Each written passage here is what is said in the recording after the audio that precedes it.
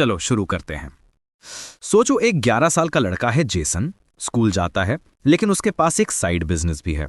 वो रोज 25 सेंट्स में च्युइंगम का एक पैक खरीदता है जिसमें 5 स्टिक्स होती हैं। स्कूल में जाकर वो हर एक स्टिक 25 सेंट्स में बेचता है। सिंपल है ना?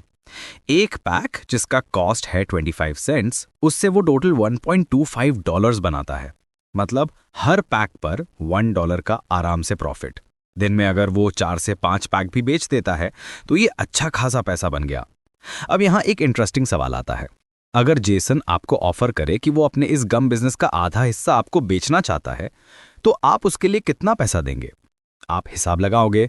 ओके, 6 साल स्कूल बचा है, डेली का प्रॉफिट, हफ्ते का प्रॉफिट, साल का प्रॉफिट। मान लो 6 साल में टोटल प्रॉफिट का आधा हिस्सा बनता है $1500।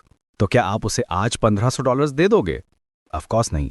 पहली बात, $1500 देकर $1500 वापस लेने का क्या मतलब हुआ? और वो भी 6 साल में धीरे धीरे मिलेंगे। पैसा तो आज जा रहा है। तो आखिर इस बिजनेस की सही कीमत क्या है?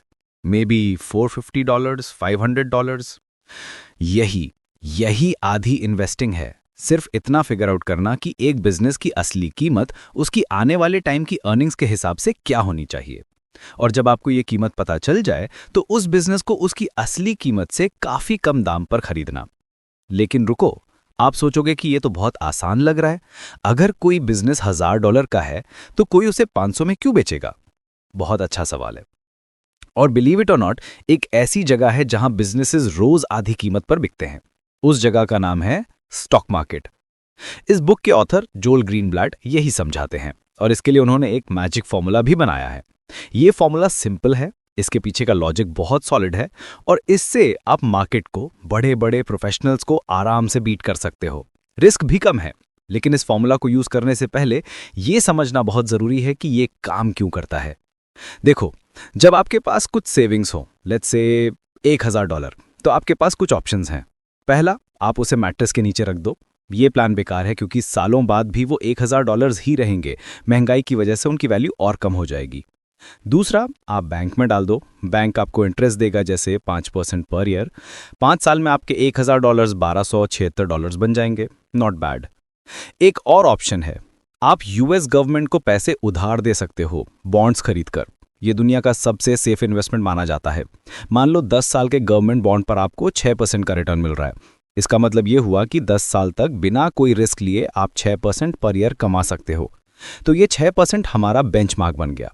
कोई भी इन्वेस्टमेंट जिसमें थोड़ा सा भी रिस्क है, उससे इस 6% से तो ज्यादा ही रिटर्न देना चाहिए, वरना हम रिस्क ले ही क्यों रहे हैं? यूएस गवर्नमेंट को पैसे दे देंगे। तो अब आते हैं आखिरी ऑप्शन पर, बिजनेसेस में इन्वेस्ट करना। जब आप किसी कंपनी का एक शेयर खरीदते हो, जैसे जेसन्स गम शॉप्स का, तो आप उस बिजनेस का एक छोटा सा हिस्सा खरीद रहे हो। इसका मतलब यह है कि आप उस बिजनेस के फ्यूचर प्रॉफिट्स के एक छोटे से हिस्से के हकदार हो। मान लो जेसन्स गम शॉप्स ने पिछले साल $1.2 मिलियन का प्रॉफिट कमाया और उसने अपनी कंपनी को 1 मिलियन शेयर्स में डिवाइड किया हुआ है। इसका मतलब हुआ हर शेयर ने $1.20 अर्न किए। अगर जेसन एक शेयर $12 में बेच रहा है तो आपका पहले साल का रिटर्न हुआ 10%। $1.20 अर्नड डिवाइडेड बाय $12 पेड, 10%। ये हमारे 6% रिस्क फ्री रिटर्न से तो काफी बेहतर है। लेकिन लाइफ इतनी सिंपल नहीं है। ये $1.20 पिछले साल की अर्निंग्स थी। आने वाले साल में क्या होगा, उसके बाद क्या होगा, ये सब गेस करना पड़ेगा। और यहीं पर सारे प्रोफेशनल एनालिस्ट, बड़े बड़े मनी मैनेजर्स दिन भात लगे रहते हैं। तो आप उनसे कैसे कॉम्पीट करोगे? यहां पर एक बहुत ही पावरफुल कॉन्सेप्ट काम आता है जिसे बेंजामिन ग्राहम ने इंट्रोड्यूस किया था। उन्होंने कहा, स्टॉक मार्केट को एक बिजनेस पार्टनर की तरह सोचो जिसका नाम है मिस्टर मार्केट। ये मिस्टर मार्केट बहुत मूडी है। किसी दिन वो बहुत खुश होता है और आपको अपनी कंपनी के शेयर्स बहुत महंगे दाम पर ऑफर करता है, उसकी असली वैल्यू से कहीं ज्यादा। और किसी दिन वो बहुत डिप्रेस्ड होता है और वही शेयर्स आपको आधी कीमत पर बेचने को तैयार हो जाता है। आपको हर दिन डील नहीं करनी, आपको सिर्फ तब एक्ट करना है जब मिस्टर मार्केट बेहद ज्यादा इमोशनल हो। जब वो बहुत ज्यादा खुश हो तब आप अपने शेयर्स बेच सकते हो, और जब वो बहुत ज्यादा दुखी हो और आपको एक अच्छा बिजनेस सस्ते में दे रहा हो तब आप खरीद लो। ये जो बिजनेस की असली वैल्यू और आपके खरीदने वाले प्राइस के बीच का डिफरेंस है, इसे कहते हैं मार्जिन ऑफ सेफ्टी।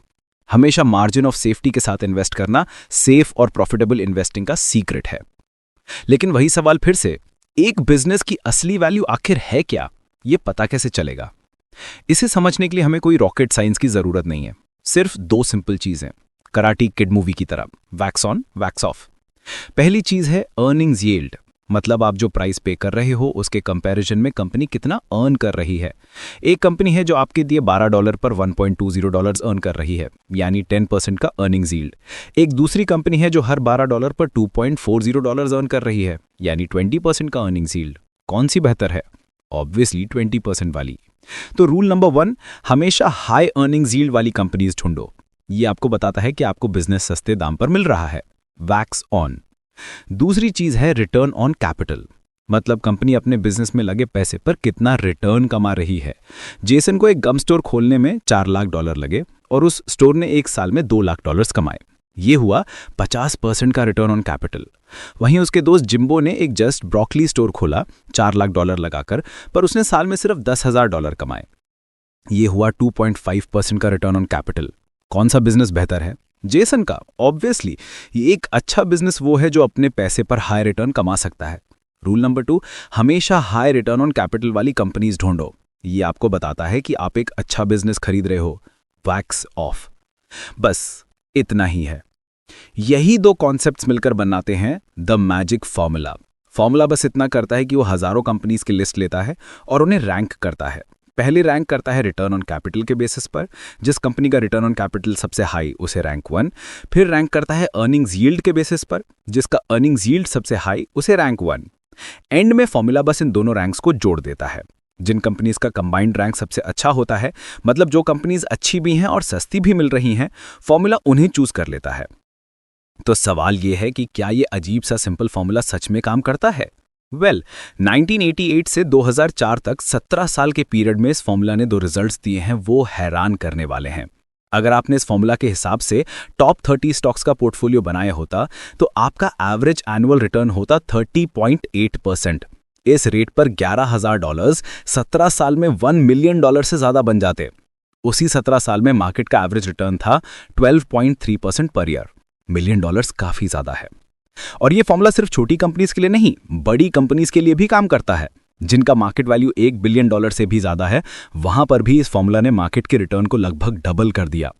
इतना ही नहीं, जब कंपनीज को फॉर्मूला के बेसिस पर 1 से 10 ग्रुप्स में रैंक किया गया तो ग्रुप 1 ने सबसे अच्छा परफॉर्म किया, ग्रुप 2 ने उससे थोड़ा कम, ग्रुप 3 ने उससे थोड़ा कम, और ये पैटर्न ग्रुप 10 तक बिल्कुल ऐसे ही चलता गया। ऐसा लगता है जैसे ये फॉर्मूला फ्यूचर प्रिडिक्ट कर सकता है। तो फिर हर कोई इसे यूज क्यों नहीं करता? अगर सब यूज करेंगे तो ये काम करना बंद कर देगा, है ना?